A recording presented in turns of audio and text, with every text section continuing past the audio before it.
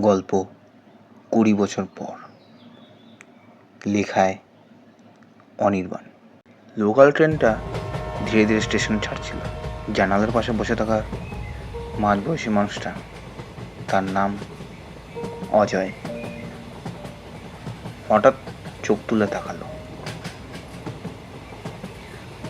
আর তাকিয়ে দেখলো সামনের সিটে বসা সেই মেয়েটিকে। সেই মেয়েটিকে দেখেই তার বুকটা কেমন থমকে গেল। চোখ দুটো ঠিক একই আছে। তার নাম মেঘলা।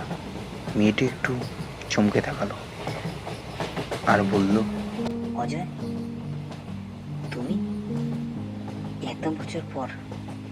হ্যাঁ, 20 বছর আগে একটা ভুল বুঝাবুঝি, আর দুজনের জীবন আলাদা হয়ে গেছিল।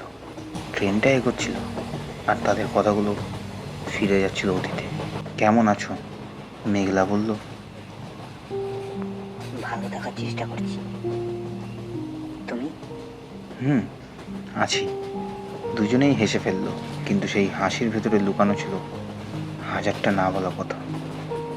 অজয় ধীরে ধীরে বলল, জানো, আমি আর কাউকে ওইভাবে ভালোবাসতে পারিনি। মেঘলা একটু চুপ করে রইল, তারপর জানালার বাইরে তাকিয়ে বলল, আমিও না।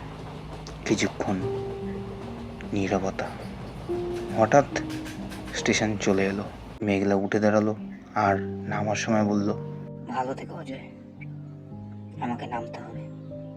অজয় আর হাত বাড়ালো না, শুধু বলল, আবার কি কখনো দেখা হবে আমাদের? মেঘলা হালকা হাসলো আর বলল, এ জীবনে নাকি অন্য কোনো ট্রেনে? দরজা দিয়ে নামার আগে একবার মেঘলা পেছনে তাকালো। অজয় তখনও তাকিয়ে। ট্রেনটা আবার চলতে শুরু করলো। দুজনেই রয়ে গেল দুজনের জীবনেই, কিন্তু একসাথে নয়।